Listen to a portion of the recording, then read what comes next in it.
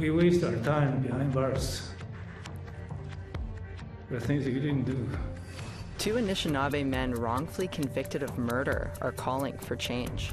So we wanted to set up a second camp to, first of all, keep my sister's spirit alive. A welcome new home for a memorial camp. It's been going really good, and I'm excited to shoot because I've been waiting to shoot at NAG for 3 years. The North American Indigenous Games is right on target for one young archer.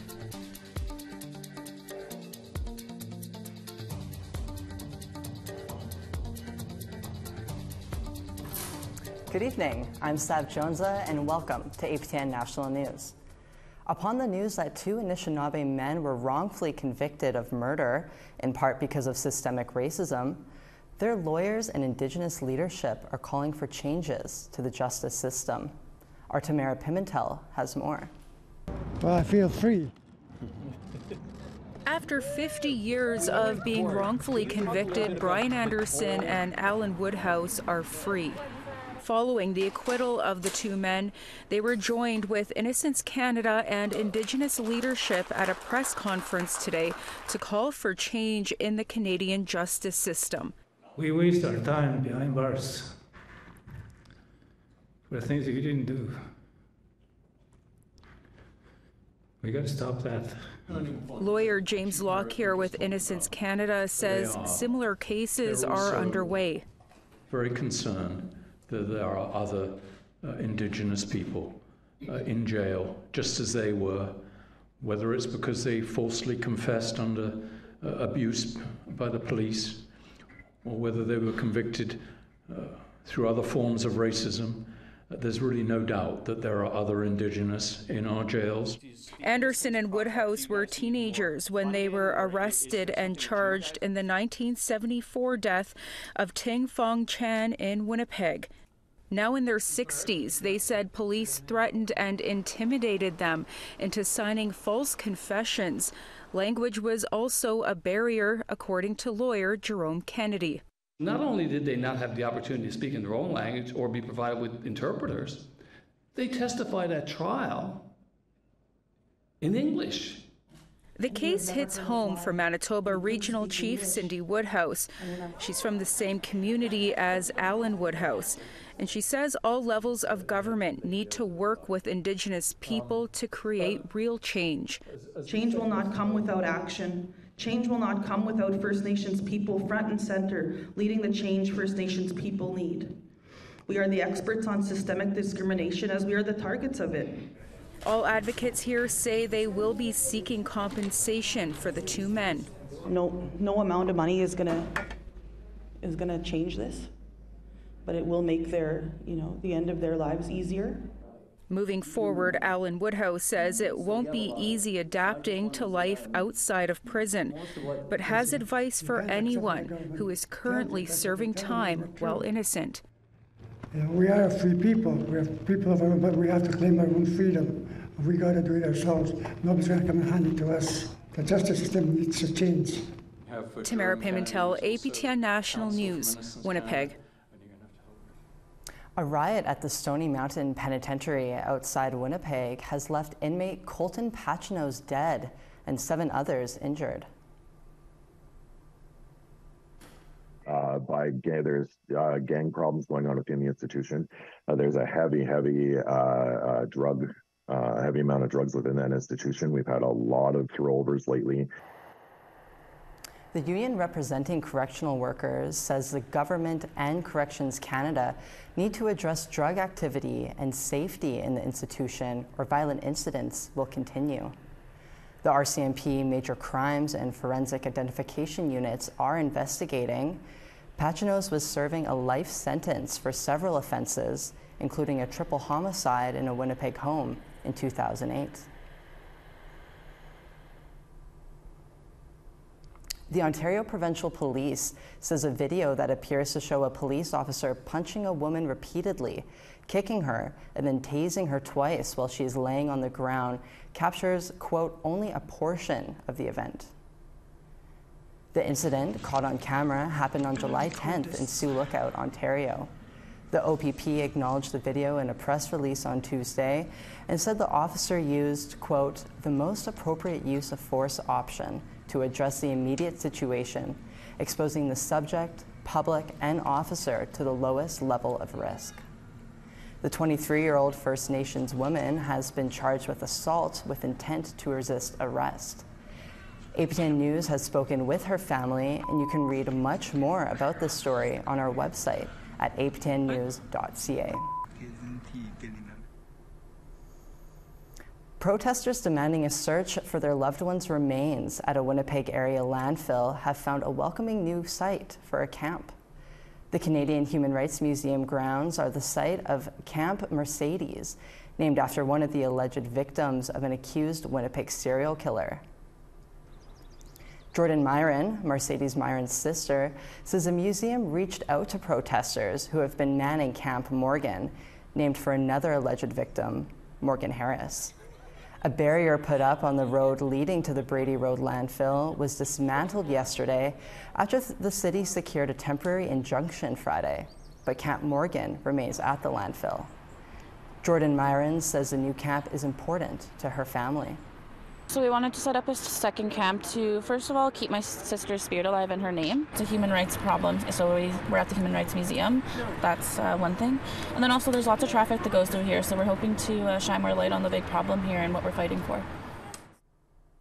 Myron says the museum is providing security at the camp, and they're prepared to stay until the landfills are searched. The man charged in Mercedes Myron's homicide and that of 3 other women is going to trial in September. We have to take a quick break now, but when we return, how new research links mercury poisoning at Grassy Narrows First Nation to suicide attempts. We also like to see more funding flow into the community to help our young people.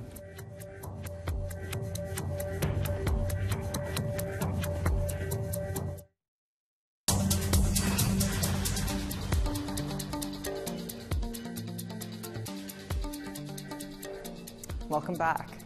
79 wildfires continue to burn in northern Quebec, with 11 considered out of control. However, there's good news in the Cree community of Chisissasabi. The Billy Diamond Highway, the only access in and out of the community, was finally reopened after an abrupt closure. Good weather over the last few days has helped the situation significantly, allowing for the delivery of food and supplies that were rapidly dwindling. But heavy smoke caused by nearby fires last week forced the Cree community to evacuate 178 of their most vulnerable people.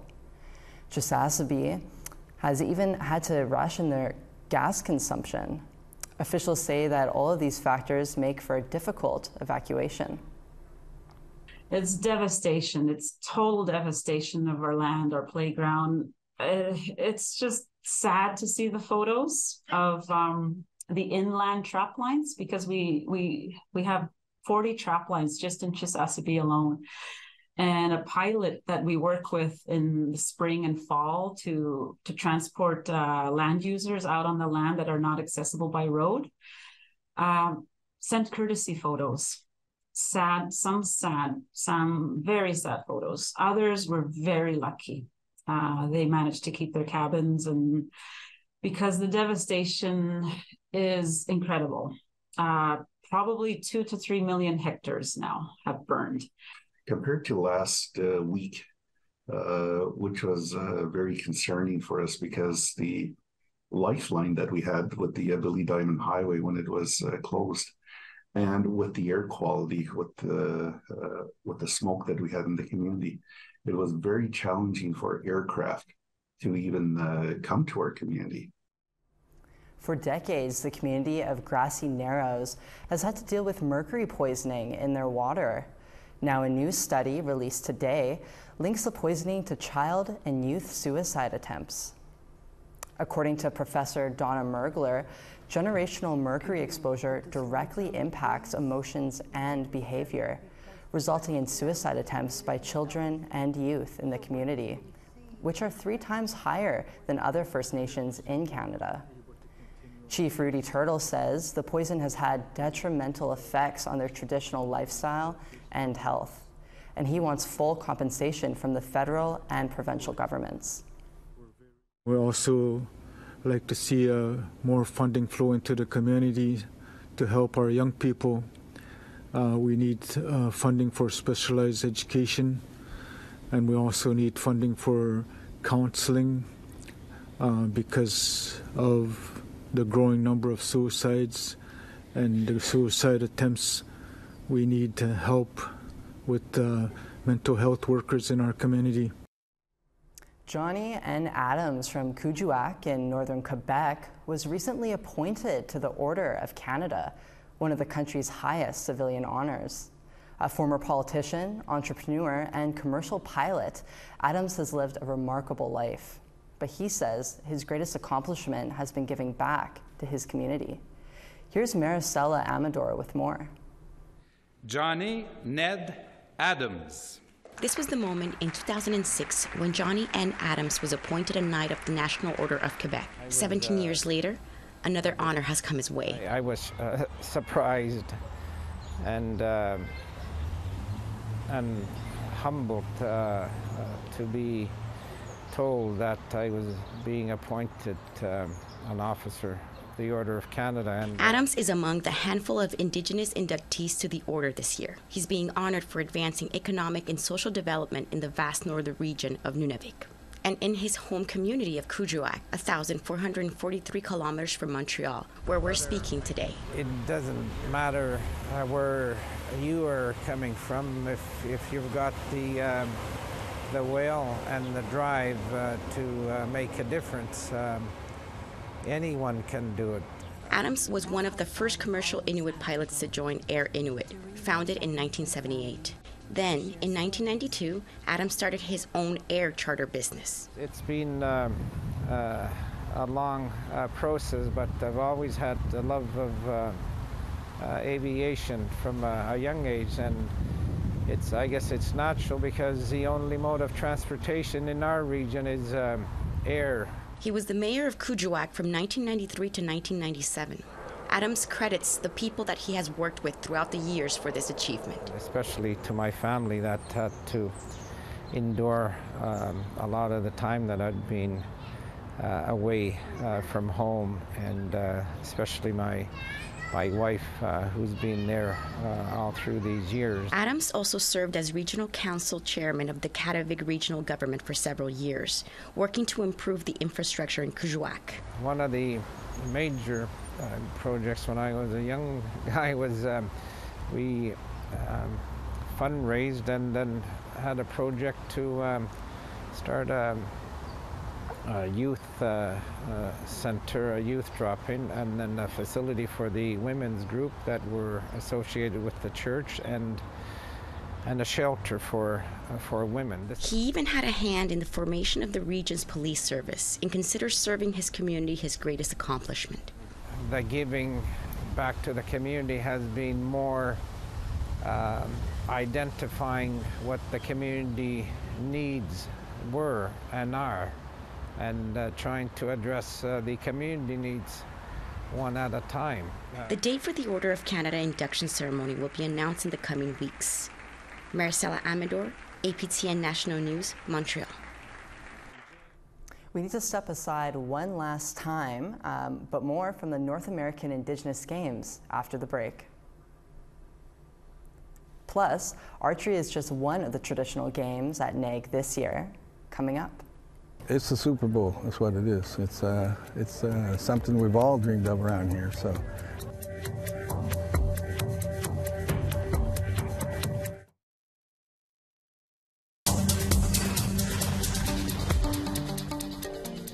Welcome back. Time now for our photo of the day. This is a setting sun from a harbor in False Creek near Vancouver, British Columbia. Thanks to our very own Lee Wilson for sending in this great photo.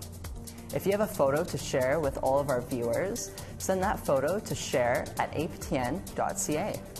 Now let's take a look at tomorrow's weather forecast.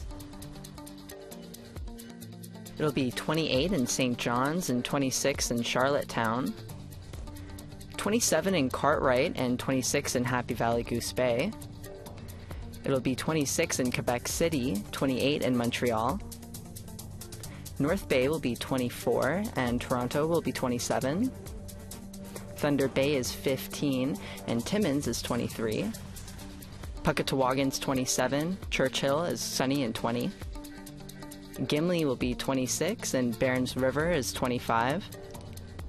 Regina will be 26 and Swift Current 29. It'll be cloudy in Stony Rapids at 28 and 27 in Meadow Lake. It'll be 25 in Fort McMurray and 28 in High Level. 26 in Edmonton and 29 in Medicine Hat. It'll be 35 in Kamloops and 26 in Vancouver. 28 in Fort Nelson and 27 in Prince George.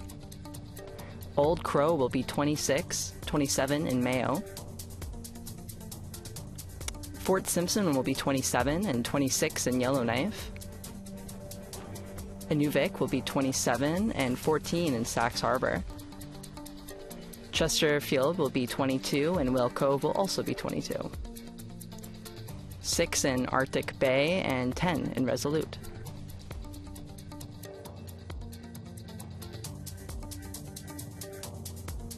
As the North American Indigenous Games rolls along, one of the traditional sports at NAG is archery, and one Mi'kmaq community is hosting it, the Millbrook First Nation. As Angel Moore reports, Tuesday's event kicked off with the first shot aimed into a stuffed bison. The first shot of the games, Mr. Vernon Glow. That's Vernon Glode of the Millbrook First Nation taking the first shot to open the NAG 3D archery. Glode manages the archery course and is excited to welcome the athletes. It's the Super Bowl, that's what it is. It's something we've all dreamed of around here, so we put a lot of hours into it, and something I've been doing since I was a kid and just had a passion for, After welcoming speeches at the powwow grounds and a little rain, athletes under 16 and under 19 years old warmed up on the shooting range. Wasea Monroe Soldier is 14 years old. She's on Team Manitoba and is ready to compete. It's been going really good, and I'm excited to shoot because I've been waiting to shoot at NAG for 3 years. The archery competition consists of 20 targets, which are stuffed animals, such as a bison, hidden in the woods. Spectators are allowed at one spot, which is not in the woods. Jill Claus of the Haudenosaunee Confederation is here to support her daughter and is a guest in Mi'kmaq territory. I've been very welcomed. It's so nice to see the level of appreciation for our language and to bringing it into everyday play and everyday conversation. Back at the powwow grounds, Coach Wellesley C. Thomas of the Haudenosaunee Confederacy helps out an athlete. Thomas says archery is more than a sport. It teaches them patience, and it's not a race. A lot of people, they get up there and right away they don't even get to their anchor and right away they're shooting. And then they get hurt. Then they throw the bow down, they quit. That's where your patience comes in. Glode is happy with the turnout and hopes the traditional game of archery is carried on. So I'm glad that I have a lot of young people I inspired to keep it going. So hopefully when I'm, head off to the spirit world, there'll be people behind me to pick it up and keep going. Finals are Friday with the bronze and gold medal matches. Angel Moore, APTN National News, Millbrook First Nation. The 16 and under female 3-position rifle shooting completed the second round at the Bedford Rifle Range. Participants shoot at targets from 3 different positions: prone, kneeling, and standing. Every competitor improved their score from day one. After 2 rounds, Saskatchewan's Willow Fayant-Velichko leads with 463 points. Meanwhile, Team British Columbia's Zakaya William says she is improving each day. I'm doing really good today. Yesterday was kind of rough, but I feel like today I'm a little bit more well rested and I feel a lot better, so I'm doing a lot better. Host team Mi'kmaq Nova Scotia squared off against Team Saskatchewan earlier this week in under-16 basketball at the North American Indigenous Games. Despite trailing for most of the game, the host team did not give up, staging a few comebacks. They had a strong pass game, but Team Saskatchewan was sharper at the net and survived a late rally by Team Mi'kmaq Nova Scotia, winning the match 39-34. The crowd was loudly supporting both teams. Come back at the end. We almost got there, but it is what it is. You're just gonna get ready for the next one? Yeah, the crowd was great. Tell me about the crowd. They were all chanting Nova Scotia. Yeah. And the swimming competitions began today at Dalhousie University. Various events are happening throughout today and tomorrow. Our Daryl Stranger has more from the pool.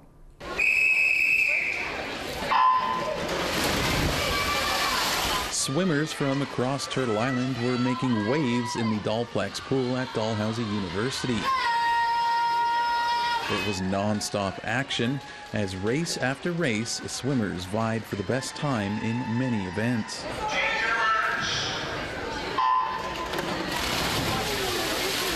One of the swimmers competing was the lone representative from California, Maya Heidig. Team California! Heidig received some of the loudest cheers at the opening ceremonies alongside her mom and dad, and has made quick friends with some of the Wisconsin athletes. I don't know what I would do without them. This is my first time here, and I was like so excited to come here, and I'm having a blast. For Wisconsin swimmer Abby Winicky, she's been waiting a long time to finally participate in these games. Personally, it's really exciting because we've waited 6 years. I was supposed to get 2 games actually, but so I'm making the best out of my 1 games, and it's really excited to finally be here after waiting 6 years. Allison Giroux has participated in an ANC before, but not one of this size. Well, this is my second games. It's very exciting. It's awesome to be here again, especially with all these other teams. Last time in Toronto, Toronto, there was only like 3 teams, so it's very exciting. 15-year-old Heidig from the Piapot First Nation in Saskatchewan says competing against older competition can be a challenge. Sometimes it's really intimidating, but it just gotta be faster than. For the Wisconsin swimmers, everyone has been welcoming. Everyone's kind of in their own niche, I guess. So they're like, oh yeah, good luck when you're up at the blocks, and they're like, oh, good job. And yeah, everyone's very inclusive and it's fun. I think for me it's been fun just like meeting people from other states and other Indigenous athletes. It's been a really cool aspect.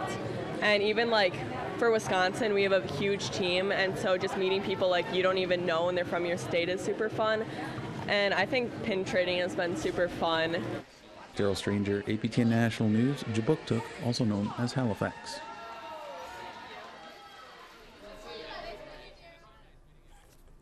That's all we have for your APTN National News this evening. Thanks so much for sharing your time with us today, and we'll see you again tomorrow.